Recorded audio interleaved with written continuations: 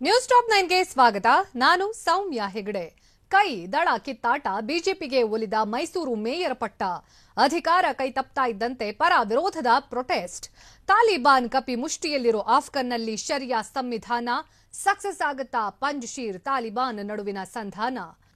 Sharia ಶಿಕ್ಷೆ ಜಾರಿ ಬಗ್ಗೆ ತಾಲಿಬಾನ್ ಅಧಿಕೃತವಾಗಿ ಹೇಳಿದ್ದೇನು? ಸಂಧಾನಕ್ಕೆ ಬಂದಿರೋ ಉಗ್ರರ ನಿಯೋಗದ ಮುಂದೆ ಪಂಜಶೀರ್ ಹೋರಾಟಗಾರರು ಇಟ್ಟಿರುವ ಷರತ್ತುಗಳು ಏನು? ಆಫ್ಘಾನ್ ತಾಲಿಬಾನ್ ತೆಕ್ಕೆಗೆ ಬೀಳ್ತಾ ಇದ್ದಂತೆ ಪಾಕ್ ಮಾಡಿರುವ ಕುತಂತ್ರ ಏನು? ನೋಡೋಣ. ತಾಲಿಬಾನ್ ರಕ್ಕಸ ರೂಪ ನ್ಯೂಸ್ ಟಾಪ್ 9 ನಲ್ಲಿ. ತಾಲಿಬಾನ್ ವಶವಾಗಿರೋ ಅಫ್ಘಾನಿಸ್ತಾನದಲ್ಲಿ ಮತ್ತೆ ಕಟ್ಟರ್ ಶರಿಯಾ ಕಾನೂನುಗಳು ಜಾರಿಯಾಗಲಿವೆ.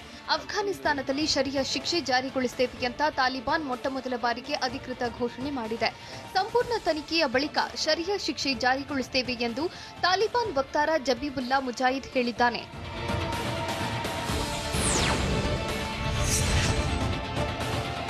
ಅಫ್ಘಾನಿಸ್ತಾನದಲ್ಲಿ ತಾಲಿಬಾನ್ ಉಗ್ರರ ಪ್ರಾಬಲ್ಯ ಹೆಚ್ಚುತ್ತಿದ್ದು, ಅಫ್ಘಾನಿಸ್ತಾನದಲ್ಲಿ ಇನ್ಮುಂದೆ ಹಾಡುವಂತಿಲ್ಲ, ನಟಿಸುವಂತಿಲ್ಲ, ಬೇರೆ ಕೆಲಸ ನೋಡಿಕೊಳ್ಳಿ ಎಂದು ಅಫ್ಘಾನಿಸ್ತಾನ ಜನರಿಗೆ ತಾಲಿಬಾನ್ ಸಂದೇಶ ಕೊಟ್ಟಿದೆ.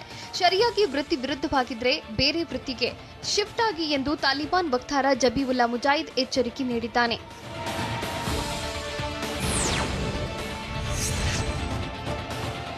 ಪಂಜಶೀರ್ ಪ್ರಾಂತ್ಯವನ್ನ ವಶಪಡಿಸಿಕೊಳ್ಳಲೇಬೇಕೆಂದು ಪಣ ತೊಟ್ಟಿರೋ ತಾಲಿಬಾನ್ ಉತ್ತರ ಮೈತ್ರಿ ಸೇನೆ ಜೊತೆ ಸಂಧಾನ ನಡೆಸ್ತಾ ಇದೆ. ಹೀಗಾಗಿ ಪಂಜಶೀರ್ ನಾಯಕರು ತಾಲಿಬಾನ್ ಮುಂದೆ ಹಲವು ಷರತ್ತುಗಳನ್ನು ಇಟ್ಟಿದ್ದಾರೆ. ಪಂಜಶೀರ್ ಪ್ರಾಂತ್ಯದ ವಿಚಾರದಲ್ಲಿ ತಾಲಿಬಾನ್ ತಲೆ ಹಾಕಬಾರದು, ತಾಲಿಬಾನ್ ಕಾನೂನುಗಳನ್ನ ಪಂಜಶೀರ್ನಲ್ಲಿ ಹೇರಬಾರದು, ಕಟ್ಟರ್ ಶರಿಯಾ ಕಾನೂನು ಪಂಜಶೀರ್ನಲ್ಲಿ ಜಾರಿಗೊಳಿಸಬಾರದು ಅಂತ ತಾಲಿಬಾನ್ ನಿಯೋಗಕ್ಕೆ ಉತ್ತರ ಮೈತ್ರಿ ಸೇನೆ ನಾಯಕರು ಕಂಡೀಷನ್ ಹಾಕಿದ್ದಾರೆ.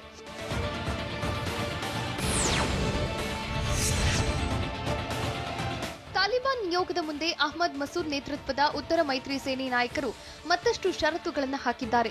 ಅಫ್ಘಾನಿಸ್ತಾನ ಸರ್ಕಾರದಲ್ಲಿ ಪಂಜಶೀರ್ ನಾಯಕರಿಗೆ ಸ್ಥಾನಮಾನ ನೀಡಬೇಕು, ಪಂಜಶೀರ್ ಪ್ರಾಂತ್ಯದ ಬೇಡಿಕೆಗಳನ್ನು ಈಡೇರಿಸಬೇಕು, ಆಹಾರ, ಇಂಧನ ಸೇರಿದಂತೆ ಯಾವುದಕ್ಕೂ ತಡೆಯೊಡ್ಡಬಾರದು ಅಂತ ತಾಲಿಬಾನ್ ಮುಂದೆ ಈ ಎಲ್ಲಾ ಷರತ್ತುಗಳನ್ನು ಮುಂದಿಟ್ಟಿದ್ದಾರೆ.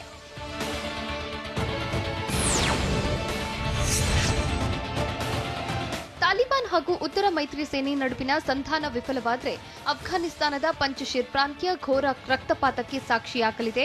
ಹೀಗಾಗಿ ತಾಲಿಬಾನಿಗಳ ವಿರುದ್ಧ ಪಂಜಶೀರ್ ಜನರು ಒಟ್ಟಾಗ್ತಿದ್ದಾರೆ. ತಮ್ಮ ನಾಯಕ ಮಸೂದ್ ಸೂಚನೆಯಂತೆ ಪಂಜಶೀರ್ನ ವಿವಿಧ ಭಾಗಗಳಲ್ಲಿ ಜನರು ಸಭೆ ಸೇರುತ್ತಿದ್ದಾರೆ. ತಾಲಿಬಾನಿಗಳ ವಿರುದ್ಧ ಹೋರಾಟದ ಬಗ್ಗೆ ಜನರು ಪ್ಲಾನ್ ಮಾಡುತ್ತಿದ್ದಾರೆ. ಸ್ಥಳೀಯ ನಾಯಕರು ಪಂಜಶೀರ್ನ ವಿವಿಧೆಡೆ ಜನರನ್ನ ಒಂದುಗೂಡಿಸುತ್ತಿದ್ದಾರೆ.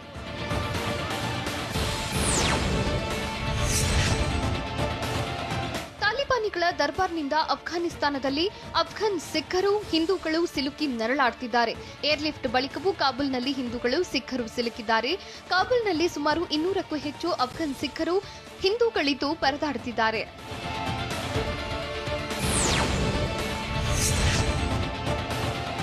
ಅಫ್ಘಾನ್ ತಾಲಿಬಾನ್ ತೆಕ್ಕೆಗೆ ಬೀಳುತ್ತಲೇ ಅಫ್ಘಾನಿಸ್ತಾನ ಗಡಿಯಲ್ಲಿ ಪಾಕ್ ಕುತಂತ್ರ ಶುರು ಮಾಡಿದೆ. ತನ್ನ ದೇಶದಲ್ಲಿರೋ ಉಗ್ರರನ್ನ ಗಡಿ ದಾಟಿಸುತ್ತಿರೋ ಪಾಕ್ ಭಾರತ ವಿರೋಧಿ ಉಗ್ರ ಸಂಘಟನೆಗಳನ್ನ ಶಿಫ್ಟ್ ಮಾಡುತ್ತಿದೆ. ಅಫ್ಘಾನ್ನ ಪೂರ್ವ ಮತ್ತು ದಕ್ಷಿಣ ಭಾಗಕ್ಕೆ ಲಷ್ಕರ್ ಎ ತೊಯ್ಬಾ, ಜೈಷ್ ಎ ಮೊಹಮ್ಮದ್ ಉಗ್ರರನ್ನ ಐಎಸ್ಐ ರವಾನೆ ಮಾಡ್ತಾ ಇದೆ. ಜಾಗತಿಕ ಹಣಕಾಸು ಕ್ರಿಯಾ ಕಾರ್ಯಪಡೆ ಪಾಕಿಸ್ತಾನಕ್ಕೆ ಸಿಗೋ ಆರ್ಥಿಕ ಸಹಾಯಕ್ಕೆ ಬ್ರೇಕ್ ಹಾಕದಂತೆ ಪಾಕಿಸ್ತಾನ ಕುತಂತ್ರ ಹೆಣೆದಿದೆ.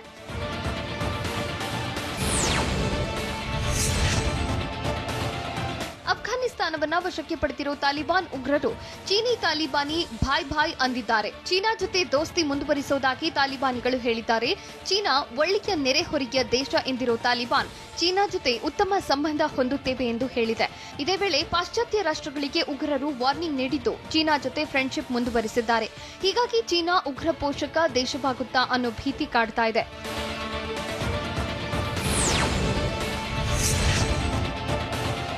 ಅಫ್ಘಾನಿಸ್ತಾನಕ್ಕೆ ವಿಶ್ವ ಬ್ಯಾಂಕ್ ಹಣಕಾಸು ನೆರವು ಸ್ಥಗಿತಗೊಳಿಸಿದೆ.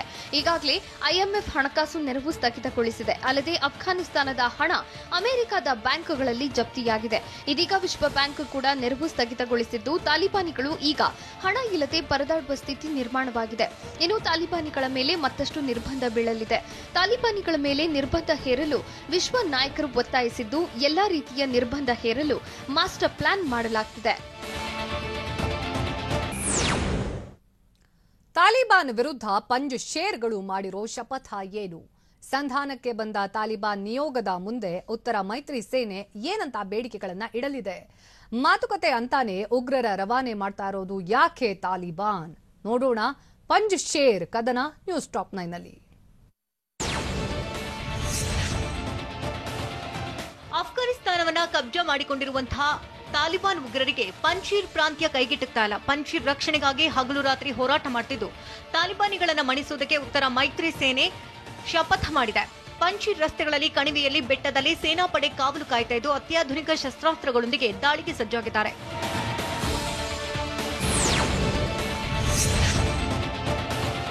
ಉತ್ತರ ಮೈತ್ರಿ ಸೇನೆಯ ಆರ್ಭಟಕ್ಕೆ ತಾಲಿಬಾನ್ ಉಗ್ರರು ಪತ್ರ ಕೊಟ್ಟಿದ್ದಾರೆ.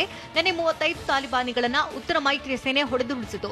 ಪಂಜೀರ್ ರಕ್ಷಣೆಗೆ ಉತ್ತರ ಮೈತ್ರಿ ಸೇನೆ ಪ್ರಾಣವನ್ನೇ ಪಣಕ್ಕಿಟ್ಟಿದ್ದು ಉಗ್ರರನ್ನ ಹುಟ್ಟಡಗಿಸೋದಕ್ಕೆ ಪಂಜೀರ್ಗೆ 7 ಸುತ್ತಿನ ಕೋಟೆ ನಿರ್ಮಾಣ ಮಾಡಲಾಗಿದೆ. ಹೀಗಾಗಿ ಪಂಜೀರ್ ಯುದ್ಧ ಕ್ಷಣ ಕ್ಷಣಕ್ಕೂ ರೋಚಕವಾಗ್ತದೆ.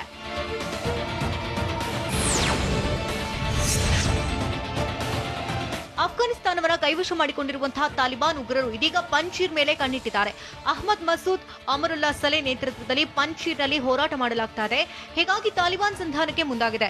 ಸಂಧಾನಕ್ಕೆ ಪಂಜೀರ್ಗೆ ತಾಲಿಬಾನಿಗಳ ನಿಯೋಗ ಬಂದಿದೆ. 40 ಮಂದಿಯ ತಾಲಿಬಾನ್ ನಿಯೋಗ ಪಂಜೀರ್ಗೆ ಮಾತುಕತೆಗೆ ಆಗಮಿಸಿದೆ.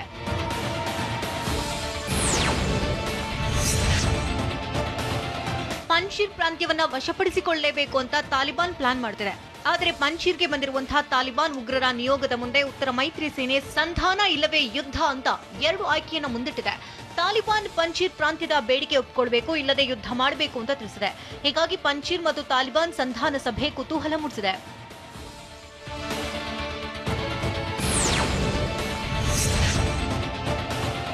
ಪಂಜೀರ್ ಪರಾಕ್ರಮಕ್ಕೆ ತಾಲಿಬಾನ್ ಉಗ್ರರು ಪತ್ರ ಕೊಟ್ಟಿದ್ದಾರೆ. ನೇರ ಎದುರಿಸಲಾಗದೆ ಬೆನ್ನಿಗೆ ಚೂರಿ ಹಾಕಲು ಪ್ಲಾನ್ ಮಾಡ್ತಿದ್ದಾರೆ. ಪಂಜೀರ ರಕ್ಷಣೆ ಮಾಡ್ತಿರುವಂತಹ ಉತ್ತರ ಮೈತ್ರಿ ಸೇನೆಯನ್ನ ಹಣಿಯೋದಕ್ಕೆ ಕುತಂತ್ರನ ಹೆಣಿತಾ ಇದ್ದಾರೆ. ನೈಸಾಗಿ ಸಂಧಾನಕ್ಕೆ ಕರೆದು ಬೆನ್ನಿಗೆ ಚೂರಿ ಚುಚ್ಚಲು ಉಗ್ರರು ಪ್ಲಾನ್ ಮಾಡಿದ್ದಾರೆ.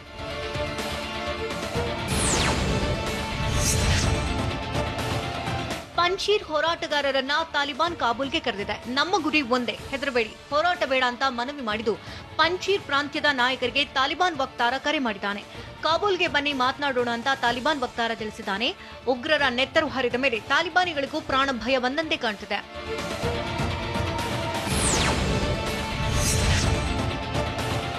ಪಂಜೀರ್ ಪ್ರಾಂತ್ಯವನ್ನ ಕೈವಶ ಮಾಡಿಕೊಳ್ಳುವುದಕ್ಕೆ ತಾಲಿಬಾನ್ ಉಗ್ರರು ಮಾತುಕತೆ ನೆಪದಲ್ಲಿ ಮೋಸದಾಟ ಮಾಡ್ತಿದ್ದಾರೆ. ಮಾತುಕತೆ ಅನ್ನುತ್ತಲೇ ಹೆಚ್ಚಿನ ಸಂಖ್ಯೆಯಲ್ಲಿ ಉಗ್ರರನ್ನ ಪಂಜೀರ್ನತ್ತ ರವಾನೆ ಮಾಡ್ತಿದೆ.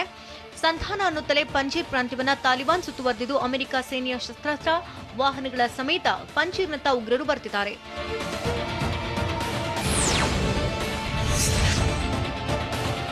ತಾಲಿಬಾನ್ಗೆ ಪಂಜೀರ್ ಜನರು ಡೋಂಟ್ ಕೇರ್ ಎಂದಿದ್ದಾರೆ. ಇಡೀ ಆಫ್ಘನ್ ಆಕ್ರಮಿಸಿದ ತಾಲಿಬಾನ್ಗೆ ಪಂಜೀರ್ ಸವಾಲಾಗಿದ್ದು ಪಂಜೀರ್ ಆಕ್ರಮಣವನ್ನ ತಾಲಿಬಾನ್ ಉಗ್ರರು ಪ್ರತಿಷ್ಠೆಯನ್ನಾಗಿ ತೆಗೆದುಕೊಂಡಿದ್ದಾರೆ. ಪಂಜೀರ್ನತ್ತ ಮತ್ತಷ್ಟು ತಾಲಿಬಾನ್ ಉಗ್ರರು ಮುನ್ನುಗ್ತಾ ಇದ್ದು ಕಾಬೂಲ್ ಸೇರಿದಂತೆ ಆಫ್ಘನ್ನ ವಿವಿಧೆಡೆಯಿಂದ ಪಂಜೀರ್ನತ್ತ ಬರುತ್ತಿದ್ದಾರೆ.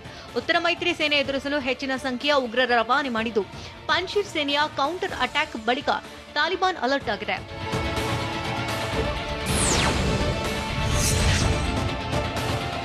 ಅಹ್ಮದ್ ಮಸೂದ್ ನೇತೃತ್ವದಲ್ಲಿ ಪಂಜೀರ್ ಪ್ರಾಂತ್ಯವನ್ನ ರಕ್ಷಣೆ ಮಾಡಲಾಗ್ತಾ ಇದೆ. ಉತ್ತರ ಮೈತ್ರಿ ಪಡೆಯಲ್ಲಿ 10,000 ಯೋಧರಿದ್ದು 1,200 ಅಫ್ಘಾನಿಸ್ತಾನದ ಯೋಧರು ಕೂಡ ಸೇರ್ಪಡೆಯಾಗಿದ್ದಾರೆ.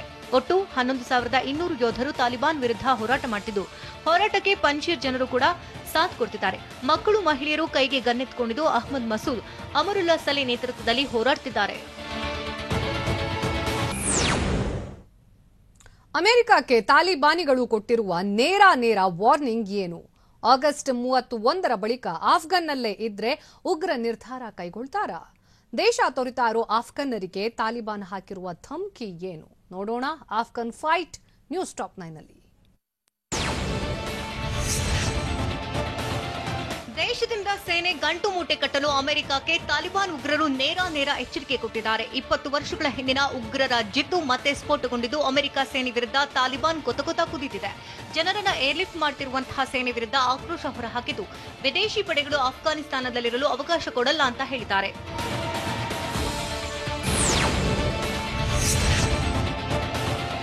ಅಮೆರಿಕಕ್ಕೆ ತಾಲಿಬಾನಿ ಉಗ್ರರು ಆಗಸ್ಟ್ ಅಂತ್ಯದ ಡೆಡ್ಲೈನ್ ಕೊಟ್ಟಿದ್ದಾರೆ. ದೀರ್ಘಕಾಲ ಆಫ್ಘನ್ ನೆಲದಲ್ಲಿರಲು ಬಿಡುವುದಿಲ್ಲ ಅಂತ ತಾಲಿಬಾನ್ ಉಗ್ರರು ತಿಳಿಸಿದ್ದಾರೆ.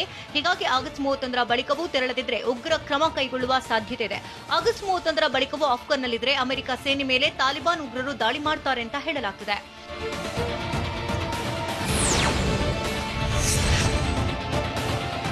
ದೇಶ ತೊರೆತಾ ಇದ್ದಂತಹ ಅಫ್ಘಾನಿಸ್ತಾನ ನಾಗರಿಕರಿಗೆ ತಾಲಿಬಾನ್ ಧಮಕಿ ಹಾಕಿದೆ. ಕಾಬೂಲ್ ಏರ್ಪೋರ್ಟ್ಗೆ ಹೋಗಬಾರದೆಂದು ಉಗ್ರರು ಕಟ್ಟಪ್ಪಣೆ ಮಾಡಿದ್ದಾರೆ. ಅಫ್ಘಾನ್ ನಾಗರಿಕರು ಏರ್ಪೋರ್ಟ್ಗೆ ತೆರಳಲು ಉಗ್ರರು ಬ್ರೇಕ್ ಹಾಕಿದ್ದು ಅಫ್ಘಾನಿಸ್ತಾನದ ಜನರು ದೇಶ ಬಿಟ್ಟು ಹೋಗಲು ಅವಕಾಶವಿಲ್ಲ ಅಂತ ತಾಲಿಬಾನ್ ವಕ್ತಾರ ಜಬೀವುಲ್ಲಾ ಮುಜಾಹಿದ್ ಖಡಕ್ ವಾರ್ನಿಂಗ್ ನೀಡಿದ್ದಾರೆ.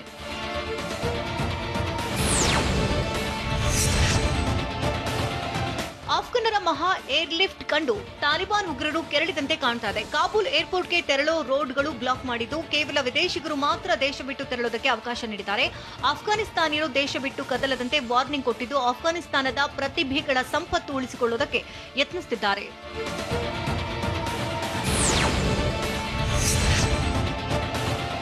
ಅಮೆರಿಕ ಅಧ್ಯಕ್ಷ ಜೋ ಬೈಡನ್ ತಮ್ಮ ನಿಲುವಿನಿಂದ ಹಿಂದೆ ಸರಿತಲ್ಲ. ಆಗಸ್ಟ್ 31ರ ಗಡುವು ವಿಸ್ತರಿಸಲು ಅಧ್ಯಕ್ಷ ಜೋ ಬೈಡನ್ ನಿರಾಕರಿಸಿದ್ದು ಆಗಸ್ಟ್ 31ರೊಳಗೆ ಎಲ್ಲರನ್ನ ಸ್ಥಳಾಂತರ ಮಾಡಬೇಕು ಅಂತ ಬಿಗಿಪಟ್ಟು ಹಿಡಿದಿದ್ದಾರೆ. ಅಮೆರಿಕ ಅಧ್ಯಕ್ಷ ಬೈಡನ್ ಐಸಿಸ್ ದಾಳಿಯ ಆತಂಕ ಕಾಡ್ತಾ ಇದ್ದು ಸೇನಾ ಸಿಬ್ಬಂದಿ ಮೇಲೆ ಐಸಿಸ್ ಉಗ್ರರು ದಾಳಿ ಮಾಡುವ ಭೀತಿ ಇದೆ.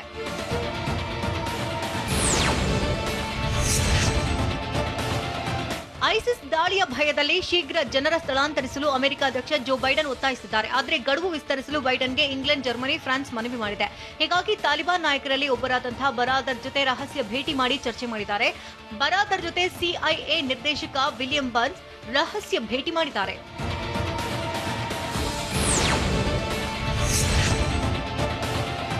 ಅಮೆರಿಕ ಅಧ್ಯಕ್ಷ ಜೋ ಬೈಡನ್ ಆಗಸ್ಟ್ 31ರ ಡೆಡ್ಲೈನ್ಗೆ ಬದ್ಧವಾಗಿದ್ದಾರೆ. ಆಗಸ್ಟ್ 31ರೊಳಗೆ ಅಫ್ಘಾನಿಸ್ತಾನದಿಂದ ಅಮೆರಿಕದ ಸೇನೆ ತೆರವು ಮಾಡುವುದಾಗಿ ಜೋ ಬೈಡನ್ ತಿಳಿಸಿದ್ದಾರೆ. ಜೊತೆಗೆ ಅಫ್ಘಾನಿಸ್ತಾನದಲ್ಲಿರುವಂತಹ ಅಮೆರಿಕದ ನಾಗರಿಕರನ್ನು ಆಗಸ್ಟ್ 31ರೊಳಗೆ ತೆರವು ಮಾಡಲು ಅಮೆರಿಕದ ಅಧ್ಯಕ್ಷ ಜೋ ಬೈಡನ್ ನಿರ್ಧಾರ ಮಾಡಿದ್ದಾರೆ.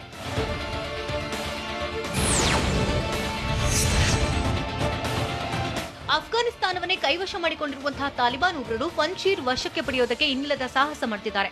ಆದರೆ ಇದುವರೆಗೆ ತಾಲಿಬಾನ್ ಮಾಡಿರುವಂತಹ ಪ್ರಯತ್ನಗಳೆಲ್ಲವೂ ವ್ಯರ್ಥವಾಗಿದೆ. ಪಂಜೀರ್ ಕಣಿವೆಯಲ್ಲಿ ತಾಲಿಬಾನ್ ಹೋರಾಟವೆಲ್ಲ ವಿಫಲವಾಗಿದೆ. ಪಂಜೀರ್ ನಾಯಕರಿಗೆ ಸೇನೆ ವಿಶೇಷ ಕಮಾಂಡೋಗಳು ಸಾಥ್ ಕೊಟ್ಟಿದೆ. ನಟ ಕೋಮಲ್ ವಿರುದ್ಧದ ಆರೋಪಕ್ಕೆ ಟ್ವೀಟ್ ಮೂಲಕ ಜಗ್ಗೇಶ್ ಕೊಟ್ಟ ಠಕ್ಕರ್ ಏನು? ಡ್ರಗ್ ಕೇಸ್ನಲ್ಲಿ ವಕೀಲರ ಜೊತೆ ಚರ್ಚಿಸ್ತಾ ಇರುವ ರಾಗಿಣಿಯ ಮುಂದಿನ ನಡೆ ಏನು? ನಾಳೆಯಿಂದ ಹೇಗಿರಲಿದೆ ಪಂಚಮಸಾಲಿ ಮೀಸಲಾತಿ ಹೋರಾಟ? ನೋಡೋಣ ಬೆಂಗಳೂರು ನ್ಯೂಸ್ ಟಾಪ್ 9ನಲ್ಲಿ. ಸ್ವೆಟರ್ ಹಂಚಿಕೆಯಲ್ಲಿ ನಟ ಕೋಮಲ್ ವಿರುದ್ಧ ಕೇಳಿಬಂದಿರೋ ಆರೋಪಗಳಿಗೆ ಟ್ವೀಟ್ ಮೂಲಕ ನಟ ಜಗ್ಗೇಶ್ ಟಕ್ಕರ್ ಕೊಟ್ಟಿದ್ದಾರೆ. ನಾನು ಉತ್ತಮ ಎಂದು ಅಧಮರಿಗೆ ಎದೆ ಬಗೆದು ವ್ಯರ್ಥ ತೋರಿಕೆ ಏಕೆ ಬೇಕು ಅಂತ ಜಗ್ಗೇಶ್ ಹೇಳಿದ್ದಾರೆ. ಆನೆ ರಾಜಮಾರ್ಗದಲ್ಲಿ ಗಲ್ಲಿಯಲ್ಲಾಗಲಿ ನಡೆಯುವಾಗ ನಾಯಿ ಬೊಗಳೋದು ಸಹಜ. ನಮ್ಮ ಗುಣ ಆನೆಯಂತಿದ್ದಾಗ ಬೊಗಳುವ ನಾಯಿಗಳ ಸಮಕ್ಕೆ ನಾವು ಇಳಿಯಬಾರದು. ಆಕಸ್ಮಿಕ ಸಿಟ್ಟಿಗೆ ಇಳಿದ್ರೆ ನಮ್ಮ ಆನೆಯ ಸ್ಥಾನ ನಾಯಿಗೆ ಸಮ ಆಗುತ್ತೆ ಅಂತ ಜಗ್ಗೇಶ್ ಟ್ವೀಟ್ ಮಾಡಿದ್ದಾರೆ.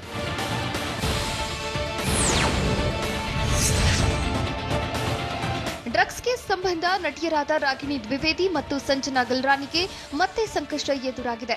ಎಫ್ಎಸ್ಎಲ್ ವರದಿಯಲ್ಲಿ ಇಬ್ಬರು ಡ್ರಗ್ಸ್ ಸೇವನೆ ಮಾಡಿರುವುದು ದೃಢಪಟ್ಟಿದೆ. ಹೀಗಾಗಿ ನಟಿ ರಾಗಿಣಿ ದ್ವಿವೇದಿ ವಕೀಲರನ್ನ ಸಂಪರ್ಕಿಸಿದ್ದಾರೆ. ವಕೀಲರ ಸಲಹೆ ಪಡೆಯುತ್ತಿರುವ ನಟಿ ರಾಗಿಣಿ ದ್ವಿವೇದಿ ಮುಂದಿನ ನಡೆ ಬಗ್ಗೆ ಚರ್ಚಿಸಿದ್ದಾರೆ.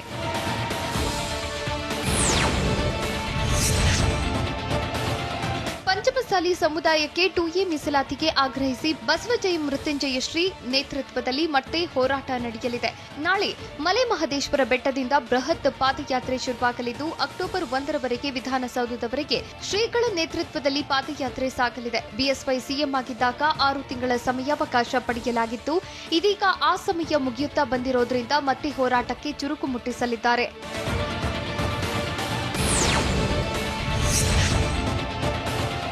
ಬಿಎಸ್ ಯಡಿಯೂರಪ್ಪ ಪುತ್ರ ವಿಜಯೇಂದ್ರ ವಿರುದ್ಧ ಬಸವಜಯ ಮೃತ್ಯುಂಜಯ ಸ್ವಾಮೀಜಿ ಅಸಮಾಧಾನ ಹೊರಹಾಕಿದ್ದಾರೆ. ಬಿಎಸ್ವೈ ಸಿಎಂ ಆಗಿದ್ದಾಗ ಅವರ ಸುಪುತ್ರನವರು ಅವರನ್ನ ಮಿಸ್ಗೈಡ್ ಮಾಡಿದ್ರು. ತಪ್ಪು ಮಾಹಿತಿ ನೀಡಿ ಸ್ವಾಮೀಜಿ ಪಾದಯಾತ್ರೆ ಮಾಡಲ್ಲ ಹಾಗೆ ಹೀಗೆ ಅಂತ ಹೇಳಿದ್ರು. ಆದ್ರೀಗ ಸೂಕ್ತ ವ್ಯಕ್ತಿ ಸಿಎಂ ಆಗಿದ್ದಾರೆ. ಅವರು ಸಮುದಾಯವನ್ನ ಬಲ್ಲವರು. ಗೃಹ ಮಂತ್ರಿಗಳಾಗಿದ್ದಾಗ ನಮ್ಮ ಹೋರಾಟಕ್ಕೆ ಸಹಕಾರ ಕೊಟ್ಟಿದ್ರು. ಬೊಮ್ಮಾಯಿ ಅವಧಿಯೊಳಗೆ ಪಂಚಮಸಾಲಿ ಸಮುದಾಯಕ್ಕೆ ಮೀಸಲಾತಿ ಸಿಗುತ್ತೆ ಎಂಬ ನಂಬಿಕೆ ನಮಗಿದೆ ಅಂತ ಜಯ ಮೃತ್ಯುಂಜಯ ಸ್ವಾಮೀಜಿ ಹೇಳಿದ್ರು.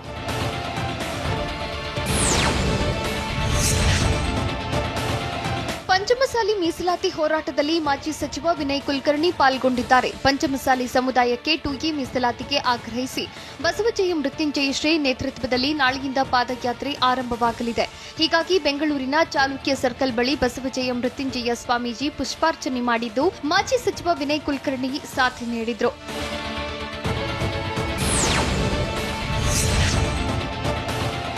ಬಿಜೆಪಿ ಶಾಸಕ ಬಸವನಗೌಡ ಪಾಟೀಲ್ ಯತ್ನಾಳ್ ಕೊಠಡಿಗೆ ಪೋಸ್ಟರ್ ಅಂಟಿಸಿದ ವಿಚಾರಕ್ಕೆ ಕಾಂಗ್ರೆಸ್ ಕಾರ್ಯಕರ್ತನನ್ನ ಪೊಲೀಸರು ವಶಕ್ಕೆ ಪಡೆದಿದ್ದಾರೆ. ರಾಜೀವ್ ಗಾಂಧಿ ವಿರುದ್ಧ ಯತ್ನಾಳ್ ಅವಹೇಳನ ಆರೋಪಕ್ಕೆ ಸಂಬಂಧಿಸಿದಂತೆ ಶಾಸಕ ಯತ್ನಾಳ್ ವಿರುದ್ಧ ಕ್ರಮಕ್ಕೆ ಆಗ್ರಹಿಸಿ ನಿನ್ನೆ ಸಿಎಂ ಗೃಹ ಕಚೇರಿ ಬಳಿ ಪ್ರತಿಭಟನೆ ನಡೆಸಿದ್ರು. ಅಲ್ಲದೆ ಶಾಸಕರ ಭವನದಲ್ಲಿರುವ ಯತ್ನಾಳ್ ಕೊಠಡಿಗೆ ಪೋಸ್ಟರ್ ಅಂಟಿಸಿ ಆಕ್ರೋಶ ಹೊರಹಾಕಿದ್ರು. ಹೀಗಾಗಿ ಪೋಸ್ಟರ್ ಅಂಟಿಸಿದ ಚೆಲುವರಾಜ್ ಎಂಬ ಕಾಂಗ್ರೆಸ್ ಕಾರ್ಯಕರ್ತನನ್ನ ಪೊಲೀಸರು ವಶಕ್ಕೆ ಪಡೆದಿದ್ದಾರೆ.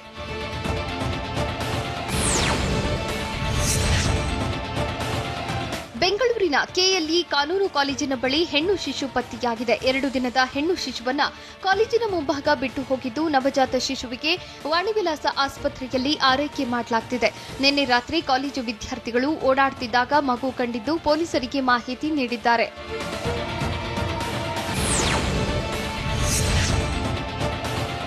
ಓಲೋ ಬಸ್ ಮೂಲಕ ಉಚಿತ ಸಮುದಾಯ ಲಸಿಕಾ ಅಭಿಯಾನಕ್ಕೆ ಮುಖ್ಯಮಂತ್ರಿ ಬಸವರಾಜ ಬೊಮ್ಮಾಯಿ ಚಾಲನೆ ನೀಡಿದ್ದಾರೆ. ಓಲ್ವೋ ಗ್ರೂಪ್ ಹಾಗೂ ನಾರಾಯಣ್ ಹೆಲ್ತ್ ಸಹಯೋಗದೊಂದಿಗೆ ಉಚಿತ ಲಸಿಕಾ ಅಭಿಯಾನ ಕೈಗೊಂಡಿದ್ದು, ಗೃಹ ಕಚೇರಿ ಕೃಷ್ಣಾದಲ್ಲಿ ಸಿಎಂ ಚಾಲನೆ ಕೊಟ್ಟರು.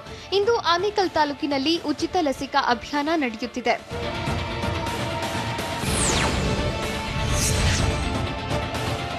ರೈತರ ಆದಾಯ ದ್ವಿಗುಣಕ್ಕೆ ಕ್ರಮ ತೆಗೆದುಕೊಂಡಿದ್ದೇವೆ ಅಂತ ಬೆಂಗಳೂರಿನಲ್ಲಿ ಸಿಎಂ ಬಸವರಾಜ ಬೊಮ್ಮಾಯಿ ಹೇಳಿದ್ದಾರೆ. ರೈತರನ್ನೊಳಗೊಂಡ ಸಮಿತಿಯನ್ನು ರಚಿಸುತ್ತೇವೆ. ಈ ಸಮಿತಿ ಕೇಂದ್ರ ಸರ್ಕಾರದ ಜೊತೆ ಸಂಪರ್ಕದಲ್ಲಿರುತ್ತೆ. 2022-23 ವೇಳೆಗೆ ರೈತರ ಆದಾಯ ದ್ವಿಗುಣ ಮಾಡುತ್ತೇವೆ ಎಂದು ಸಿಎಂ ಬಸವರಾಜ ಬೊಮ್ಮಾಯಿ ತಿಳಿಸಿದರು. ಮೈಸೂರಿನಲ್ಲಿ ಬಿಜೆಪಿಗೆ ಒಲ್ದಿದ್ದು ಹೇಗೆ? ಪಾಲಿಕೆ ಮೇಯರ್ ಪಟ್ಟ ಕಾಂಗ್ರೆಸ್ ಜೆಡಿಎಸ್ ಪರ ವಿರೋಧದ ಪ್ರತಿಭಟನೆ ನಡೀತಾ ಇರೋದು ಯಾಕೆ? ಸಾಂಸ್ಕೃತಿಕ ನಗರಿಯಲ್ಲಿ ಮೊದಲ ಬಾರಿಗೆ ಬಿಜೆಪಿಗೆ ಮೇಯರ್ ಗಾದಿ ಸಿಕ್ಕ ಬಗ್ಗೆ ಸಿಎಂ ಹೇಳಿದ್ದೇನು? ನೋಡೋಣ ಕರ್ನಾಟಕ ನ್ಯೂಸ್ ಟಾಪ್ 9 ನಲ್ಲಿ. 3 ಪಕ್ಷಗಳ ಜಿದ್ದಾಜಿದ್ದಿಗೆ ಕಾರಣವಾಗಿದ್ದ ಮೈಸೂರು ಮಹಾನಗರ ಪಾಲಿಕೆ ಮೇಯರ್ ಪಟ್ಟವನ್ನ ಬಿಜೆಪಿ ತನ್ನ ತೆಕ್ಕೆಗೆ ಹಾಕಿಕೊಂಡಿದೆ. ಬೆಳಗ್ಗಿನಿಂದ ಕಾಂಗ್ರೆಸ್, ಜೆಡಿಎಸ್, ಬಿಜೆಪಿ 3 ಪಕ್ಷಗಳ ಪಾಲಿಕೆ ಮೇಯರ್ ಪಟ್ಟ ಚಂಚಲ ಲಕ್ಷ್ಮಿಯಾಗಿತ್ತು. ಕೊನೆವರೆಗೂ ಬಿಡದ ಕಸರತ್ತು ಮುಂದುವರಿಸಿದ ಬಿಜೆಪಿ ಸದಸ್ಯರು ಮೇಯರ್ ಸ್ಥಾನವನ್ನ ಅಭ್ಯರ್ಥಿ ಸುನಂದಾ ಪಾಲನೇತ್ರ ಮಡಿಲಿಗೆ ಹಾಕಿದ್ದಾರೆ.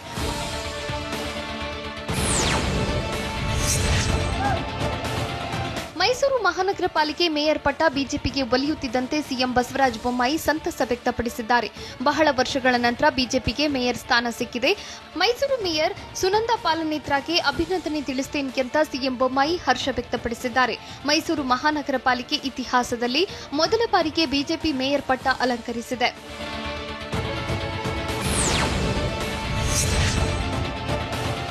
ನನ್ನ ಶಾಸಕ ಅವಧಿ ಮುಗಿದ ಕಾಂಗ್ರೆಸ್ ಸೇರುವ ವಿಚಾರವಿದೆ ಅಂತ ಶಾಸಕ ಜಿಟಿ ದೇವೇಗೌಡ ಹೇಳಿಕೆ ಕೊಟ್ಟಿದ್ದಾರೆ. ಮೈಸೂರಿನಲ್ಲಿ ಮಾತನಾಡಿದ ಅವರು, ನಾನು ಪಕ್ಷ ಬಿಟ್ಟೆ ಅಂತ ಕೆಲವರು ಹೇಳ್ತಿದ್ದಾರೆ, ಆದರೆ ನಾನು ಸಿದ್ದರಾಮಯ್ಯ, ಡಿಕೆ ಶಿವಕುಮಾರ್ ಜೊತೆ ನಡೆದ ಮಾತುಕತೆ ಬಗ್ಗೆ ಹೇಳಿದ್ದೇನೆ ಅಂತ ಜಿಟಿ ದೇವೇಗೌಡ ತಿಳಿಸಿದ್ದಾರೆ. ನನ್ನ ಶಾಸಕ ಅವಧಿ ಇನ್ನು 20 ತಿಂಗಳು ಇದೆ. ನಾನಿನ್ನು ಶಾಸಕನಾಗಿದ್ದೇನೆ. ಚಾಮುಂಡೇಶ್ವರಿ ಕ್ಷೇತ್ರದ ಕೆಲಸದ ಬಗ್ಗೆ ಗಮನ ಕೊಡ್ತೀನಿ ಅಂತ ಜಿಟಿಡಿ ಹೇಳಿದ್ದಾರೆ.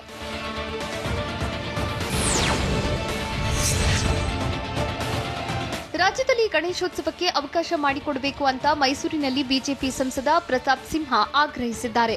ಶುಕ್ರವಾರ ಮಸೀದಿಗಳಲ್ಲಿ ನಮಾಜ್ಗೆ ಅವಕಾಶವಿದೆ. ಭಾನುವಾರ ಚರ್ಚ್ಗಳಲ್ಲಿ ಪ್ರಾರ್ಥನೆಗೂ ಅವಕಾಶ ಕಲ್ಪಿಸಲಾಗಿದೆ. ಹೀಗಾಗಿ ನಮಗೂ ಗಣೇಶೋತ್ಸವ ಆಚರಿಸಲು ಸರ್ಕಾರ ಅವಕಾಶ ನೀಡಬೇಕು. ಅದ್ದೂರಿಯಾಗಿ ಆಚರಿಸಲು ಅನುಮತಿ ಕೇಳ್ತಿಲ್ಲ. ಆದರೆ ಗಣೇಶೋತ್ಸವ ಸೆಲೆಬ್ರೇಷನ್ಗೆ ಪರ್ಮಿಷನ್ ಕೊಡಿ ಅಂತ ಸಿಎಂ ಬೊಮ್ಮಾಯಿ ಅವರನ್ನ ಸಂಸದ ಪ್ರತಾಪ್ ಸಿಂಹ ಒತ್ತಾಯಿಸಿದ್ದಾರೆ.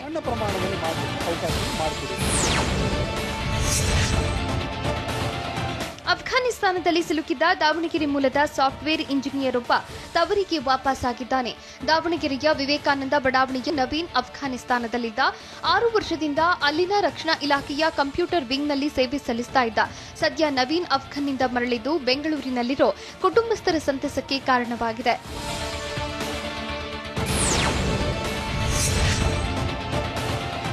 ಆಗಸ್ಟ್ 27ರಂದು ಬೆಂಗಳೂರು ಕೇಂದ್ರ ಕಚೇರಿಯಲ್ಲಿ ಸಾರಿಗೆ ನೌಕರರ ಜೊತೆ ಸಭೆ ನಡೆಸಲಾಗುತ್ತೆ ಅಂತ ಕೋಡಿಹಳ್ಳಿ ಚಂದ್ರಶೇಖರ್ ಹೇಳಿದ್ದಾರೆ. ಬೆಳಗಾವಿಯಲ್ಲಿ ಮಾತನಾಡಿದ ಅವರು, ಸೆಪ್ಟೆಂಬರ್ 6ರಿಂದ ಮುಂದಿನ ಹೋರಾಟ ನಡೆಸುವ ಬಗ್ಗೆ ಚರ್ಚಿಸಲಾಗುತ್ತೆ ಅಂತ ತಿಳಿಸಿದ್ದಾರೆ. ಮುಷ್ಕರದಲ್ಲಿ ಭಾಗಿಯಾಗಿದ್ದ ನೌಕರರನ್ನ ವಜಾ ಮಾಡಿ ಸರ್ಕಾರ ತಪ್ಪು ನಿರ್ಧಾರಗಳನ್ನು ಕೈಗೊಳ್ತಾ ಇದೆ. ಸಾರಿಗೆ ನೌಕರರ ಜೊತೆ ಸಭೆ ಮಾಡಿ ಸಿಎಂ ಚರ್ಚಿಸಬೇಕು. ಹೀಗಾಗಿ ಸಿಎಂ ಜೊತೆ ಚರ್ಚಿಸಿ ಬಗೆಹರಿಸುವ ಪ್ರಯತ್ನ ಮಾಡ್ತೇನೆ ಅಂತ ಕೋಡಿಹಳ್ಳಿ ಚಂದ್ರಶೇಖರ್ ಹೇಳಿದ್ದಾರೆ.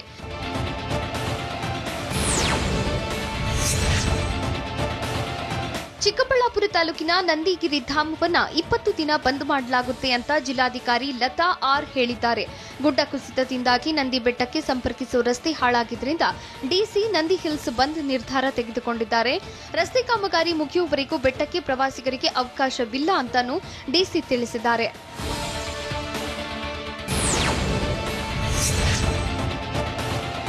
ಚಿಕ್ಕಬಳ್ಳಾಪುರ ತಾಲೂಕಿನ ನಂದಿಗಿರಿ ಧಾಮದ ರಸ್ತೆಯಲ್ಲಿ ಗುಡ್ಡ ಕುಸಿತದಿಂದ ಸ್ಥಳಕ್ಕೆ ಡಿಸಿ ಮತ್ತು ಎಸ್ಪಿ ವಿಸಿಟ್ ಹಾಕಿ ಪರಿಶೀಲನೆ ನಡೆಸಿದ್ರು. ಭಾರೀ ಮಳೆ ನೀರು ಬೆಟ್ಟದ ಮೇಲೆ ಹರಿದು ಬಂದಿದ್ದರಿಂದ ಗುಡ್ಡ ಕುಸಿದಿದ್ದು ರಸ್ತೆ ಸಂಚಾರ ಬಂದ್ ಮಾಡಲಾಗಿತ್ತು. ಹೀಗಾಗಿ ಸ್ಥಳಕ್ಕೆ ಭೇಟಿ ನೀಡಿ ಪರಿಶೀಲಿಸಿದ ಡಿಸಿ ಲತಾ, ಎಸ್ಪಿ ಮಿಥುನ್ ಕುಮಾರ್ ಸ್ಥಳ ಪರಿಶೀಲಿಸಿದ್ರು. ಕೊಚ್ಚಿ ಹೋದ ರಸ್ತೆಯನ್ನ ಪಿಡಬ್ಲ್ಯೂಡಿ ಇಲಾಖೆ ಅಧಿಕಾರಿಗಳು ತಾತ್ಕಾಲಿಕವಾಗಿ ಸಿದ್ಧಗೊಳಿಸುತ್ತಿದ್ದಾರೆ. ಕಲ್ಲು ಮಣ್ಣು ಹಾಕಿ ರಸ್ತೆ ದುರಸ್ತಿಗೊಳಿಸುತ್ತಿದ್ದಾರೆ.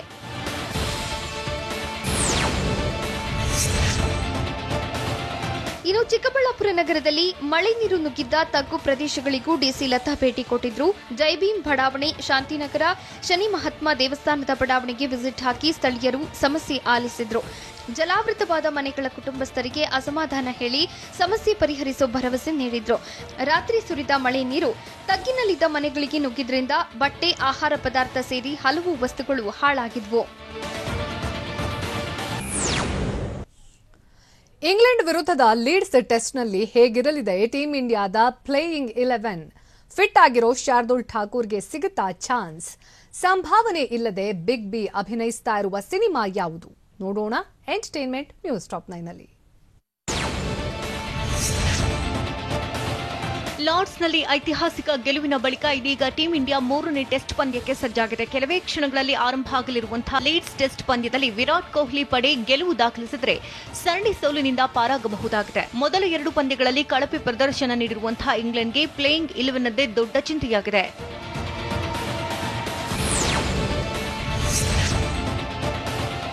ಲೀಡ್ಸ್ನ ಹೆಡಿಂಗ್ಲೆ ಮೈದಾನದಲ್ಲಿ ಭಾರತ ಇಂಗ್ಲೆಂಡ್ ತಂಡಗಳು 19 ವರ್ಷಗಳ ನಂತರ ಮುಖಾಮುಖಿಯಾಗ್ತಾ ಇದೆ. 2002ರಲ್ಲಿ ಸೌರವ್ ಗಂಗೂಲಿ ನೇತೃತ್ವದ ಟೀಂ ಇಂಡಿಯಾ ಕೊನೆಯ ಬಾರಿಗೆ ಹೆಡಿಂಗ್ಲೆ ಮೈದಾನಕ್ಕೆ ಆಡಿತ್ತು. ಈ ಪಂದ್ಯದಲ್ಲಿ ಅತ್ಯುತ್ತಮ ಪ್ರದರ್ಶನ ನೀಡಿದಂತಹ ದಾದಾಪಡೆ ಆಂಗ್ಲರನ್ನ ಇನ್ನಿಂಗ್ಸ್ ಮತ್ತು 46 ರನ್ಗಳಿಂದ ಸೋಲಿಸಿತ್ತು. ಈ ಪಂದ್ಯದಲ್ಲಿ ಸಚಿನ್ ತೆಂಡೂಲ್ಕರ್, ರಾಹುಲ್ ದ್ರಾವಿಡ್ ಮತ್ತು ಸೌರವ್ ಗಂಗೂಲಿ ಶತಕ ಬಾರಿಸಿದ್ರು.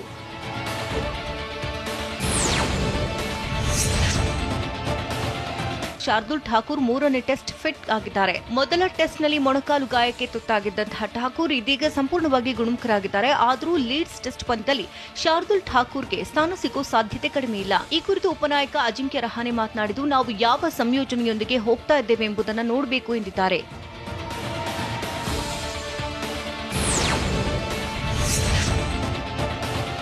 ನಾನು ಟೀಕೆಗಳ ಬಗ್ಗೆ ತಲೆಕೆಡಿಸಿಕೊಳ್ಳುವುದಿಲ್ಲ, ಬದಲಾಗಿ ಅವುಗಳನ್ನು ಅಭಿನಂದನೆಗಳನ್ನಾಗಿ ಸ್ವೀಕರಿಸಿ ಮುನ್ನಡೆತೇನೆ ಅಂತ ಭಾರತ ಟೆಸ್ಟ್ ತಂಡದ ಉಪನಾಯಕ ಅಜಿಂಕ್ಯ ರಹಾನೆ ಹೇಳಿದ್ದಾರೆ. ಟೀಕೆಗಳಿಗೆ ಕಿವಿಗೊಡದೆ ತಂಡಕ್ಕೆ ಕೊಡುಗೆ ನೀಡುವ ಬಗ್ಗೆ ಮಾತ್ರ ಯೋಚನೆ ಮಾಡ್ತೇನೆ. ದೇಶಕ್ಕಾಗಿ ಆಡುವುದು ನನಗೆ ಸ್ಫೂರ್ತಿ ನೀಡುತ್ತೆ ಅಂತ ಟೀಕೆಗಳ ಬಗ್ಗೆ ತಲೆಕೆಡಿಸಿಕೊಂಡಿಲ್ಲ ಅಂತ ರಹಾನೆ ತಿಳಿಸಿದ್ದಾರೆ.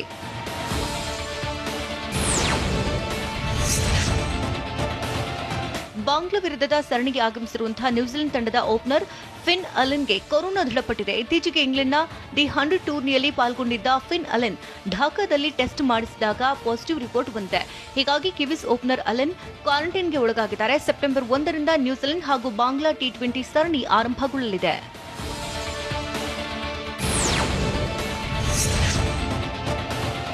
ನಟಿ ಶ್ರೀಲೀಲಾ ಮತ್ತು ಧನ್ವೀರ್ ಬೈ ಟು ಲವ್ ಚಿತ್ರದೊಂದಿಗೆ ತೆರೆ ಮೇಲೆ ಬರ್ತಿದ್ದಾರೆ. ಸದ್ಯ ಚಿತ್ರದ ಶೂಟಿಂಗ್ ಮುಗಿದಿದ್ದು ಈ ವಿಚಾರವನ್ನ ಚಿತ್ರತಂಡ ಹಂಚಿಕೊಂಡಿದೆ. ಚಿತ್ರಕ್ಕೆ ಹರಿಸಂತೋಷ್ ನಿರ್ದೇಶನವಿದೆ. ಶೂಟಿಂಗ್ ಮುಗಿದಿಷ್ಟು ಆದಷ್ಟು ಬೇಗ ರಿಲೀಸ್ ಡೇಟ್ ಅನೌನ್ಸ್ ಮಾಡಲಿದೆ ಚಿತ್ರತಂಡ.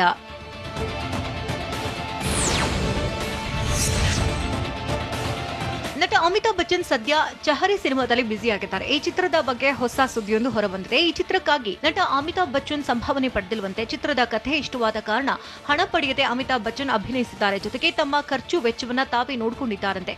ಈ ವಿಚಾರವನ್ನ ಸ್ವತಃ ಚಿತ್ರತಂಡ ಬಿಚ್ಚಿಟ್ಟಿದೆ.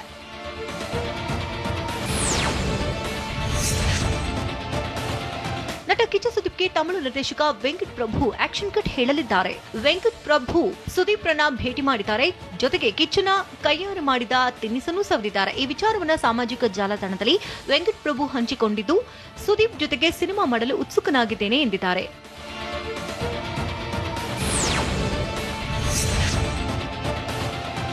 ಬಾಲಿವುಡ್ನಲ್ಲಿ ಅಂಧಾಧುನ್ ಚಿತ್ರ ಸೂಪರ್ ಹಿಟ್ ಆಗಿತ್ತು. ಇದೀಗ ಈ ಚಿತ್ರ ಟಾಲಿವುಡ್ಗೆ ರಿಮೇಕ್ ಆಗ್ತಾ ಇದೆ. ಬಾಲಿವುಡ್ನ ಟಬು ಮಾಡಿರುವಂತಹ ಪಾತ್ರವನ್ನ ತೆಲುಗಿನಲ್ಲಿ ತಮನ್ನ ಮಾಡ್ತಿದ್ದಾರೆ.